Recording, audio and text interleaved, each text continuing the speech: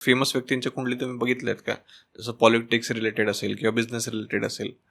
मी माझ्या अभ्यासामध्ये नरेंद्र मोदीजींची पत्रिका बघितलेली आहे. त्यांच्या पत्रिकेत जवळजवळ 5 ते 6 प्रकारचे राजयोग आहेत आणि आपण बघतोच की ते आज कुठल्या लेवलला आहेत.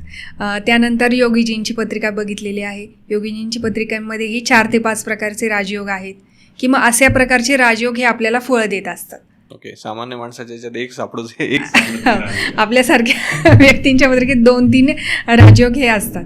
ओके, पण मग त्याचा परिणाम नाही होत जसं आपण आधी डिस्कस केलं समजा. हां, त्याचा परिणाम होत नाही की मग तेच म्हणेल की 6, 8, 12मध्ये कुठेतरी युती बनत असेल किंवा राहू, शनी यांच्यामुळे तो पीडित ग्रह होत असेल, नक्षत्र कुठेतरी उग्र किंवा तीक्ष्ण नक्षत्रामध्ये ते असेल, त्यामुळं या गोष्टी आपल्याला फळ देत नाही.